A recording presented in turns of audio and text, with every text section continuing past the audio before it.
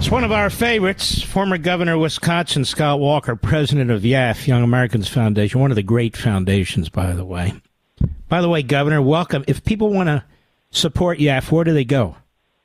YAF.org, YAF.org, and they can help. We just had kids out at the Reagan Ranch and the Reagan, for both the high school and the middle school programs, college, high school, middle school, YAF.org. Yeah, it's so fantastic out there. It was very kind of you to have me out there a couple of years ago. It just is remarkable. You got this big race in Wisconsin. I want you to tell the American people, including the people in Wisconsin, we're all over Wisconsin, we're all over the country, why this damn race for the Supreme Court is so darn important. Yeah, I took a day off. I'm on the bus right now with former Attorney General Brad Schimmel, who is running. He's the conservative, lifelong prosecutor, now a judge in Waukesha County, and he's running against an extremely ultra-liberal candidate, Susan Crawford. And why does that matter to your national audience?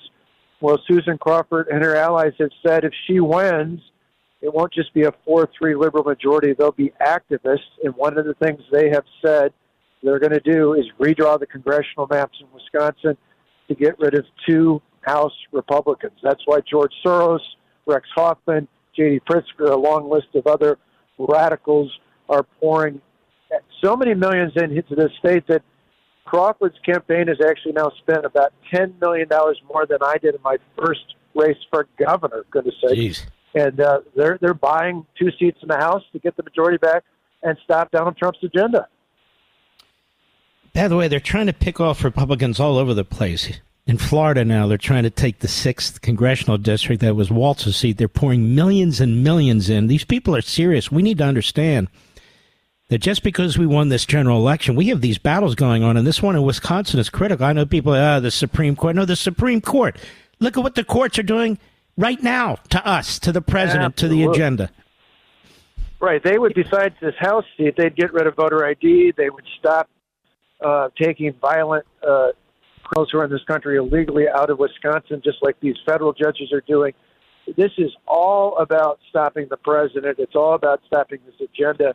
The good news is in Wisconsin, as you know, Mark, we helped the president carry the state last year. It was one of the 7 battleground states. He carried all 7 of them. But there's about 200,000 voters that vote in November that voted for President Trump, but who don't typically vote in the spring elections. And so our quest, talking to you tonight, for people listening who live in Wisconsin, or for anybody listening who knows someone who lives in Wisconsin, does work in Wisconsin, has any connection to Wisconsin, let them know that between now and April 1st, they've got to show up next Tuesday to vote. If those 200,000 some voters that voted for Trump vote for Brad Schimmel, we win.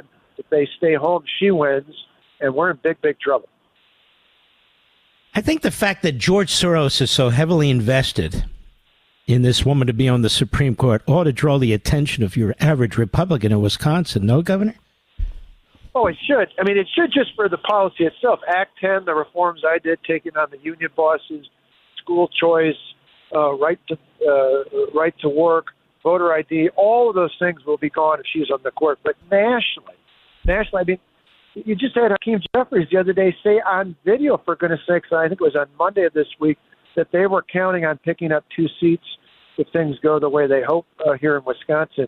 So they know what's at stake. It's incumbent upon others to pay attention to this, and that they would no holds barred. You know, they're hoping for a bunch of us who voted for Trump to be complacent. I'm certainly not complacent. I hope people listening aren't complacent, but these are the things that matter. Not just getting him elected, but making sure he's got the firepower to get things done over the next 4 years. And he's even taking an active role now, the president is, and saying we've got to elect. What's his name? I don't even know his name. I don't even care what Schimmel. it is. Brad Schimmel. SCHIMEL for Justice, if people are interested, .com. He is, like I said, a former attorney general, a judge, someone who understands what you've understood for years. The role of judiciary is to uphold the Constitution and those laws duly enacted with it, no more, no less. You've got these other freaks on the left who somehow think, you know, if you can't get it done in governor's offices, you can't get it done in the White House on the leftist agenda. They want judges to do it. That's not the way we operate in America. But and yet that's what the left wants to. In this case, they're trying to buy a seat in the Wisconsin State Supreme Court. And listen, folks, this is crucial. People don't understand these Supreme Court elections. I'm from Pennsylvania. People sit on the sidelines. The union bosses, the Democrats, they pick off these judgeships, and that's how they took over the Supreme Court of Pennsylvania and affected the 2020 election. And now you're talking about, if she's on the court, how long are they on the court, Governor? A decade. And it wouldn't, the next time to make up for this would be 2028. So not only would it affect things now for President Trump, but voter ID would be gone. The law I signed, one of the toughest in the country, making it easy to vote but hard to cheat, that would be gone. But Wisconsin would no longer be a battleground state. We'd go to be in a deep blue state. As you know, Kamala Harris, the only states she won were states without voter ID. If you have fair elections, people like her are going to lose, and that's why they're pouring so much money into this race. We're not going to let it happen. That's why I'm out in the bus with Brad right now, and we just got to get the word out. Folks, you got to vote. You got to vote now in Wisconsin. Tuesday's the time and the place. You got to save your state. You got to save the country. They're going to pick up 2 seats unearned because of another radical kook justice.